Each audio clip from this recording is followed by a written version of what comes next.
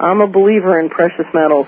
Catherine, why don't you tell our listeners about your website and what they'll find there as we close? My company is Solari, Inc. It's an investment advisor in formation. My website is www.solari.com. That's SOLARI.com. At the website, there's a learning section. There are many articles accessible through the web, all for free, on both the sort of my history of studying how the money works, both in the government and in communities and in the markets, and then sort of proposals on what Solari would like to do about it.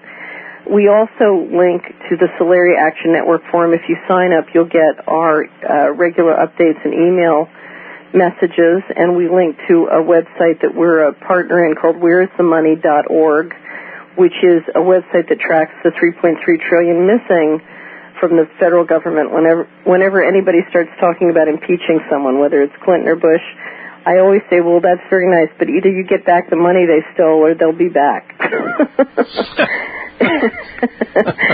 So that's my kind of mantra. You know, it's all really nice and good to kick them out, but let's get the money back. Okay. Well, Catherine, it was indeed a pleasure to have you on the Financial Sense News Hour. All the best to your endeavors in the future, because certainly we need organizations like yourself and individual businesses to help rebuild this country, because certainly the big guys are moving it all offshore. Well, you know, there's a new harvest every spring, so I'm a great believer. Whatever they steal, we can build back, but I think it's important to set up a construct so that when they, you know, this time we get to keep it. But, Jim, it was a real pleasure. Your show is a place where people really can get the honest news, and I commend you for doing what you're doing, and it's a pleasure to be on the show. Thank you so much. All right, and all the best to you. Well, Jim, next week you're going to be out for the first hour because you're traveling. We have a guest host, Jay Taylor, is coming in, and we do have an interview that you'll be doing for the Ask the Experts in the second hour. Next week, a very important interview. One of the more important ones we're going to be doing besides a series in the month of June. It's called The End of Oil on the Edge of a Perilous New World. My guest will be Paul Roberts, author of one of the more comprehensive books about peak oil, some of the alternatives, and the picture that he paints.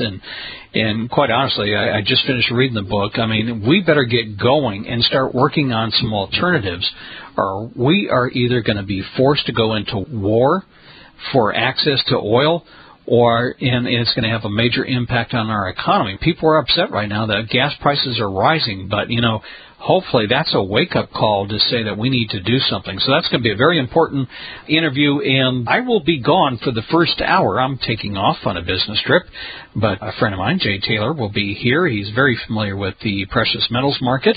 He's going to have his own guest, and, of course, he'll be talking to the FSO regulars as well. So I hope you'll be around to enjoy that. Very big, important interview coming up with Paul Roberts. So on behalf of John Leffler and myself, we'd like to thank you for tuning in to the Financial Sense News Hour. I want to wish you a great weekend and the best of a week ahead.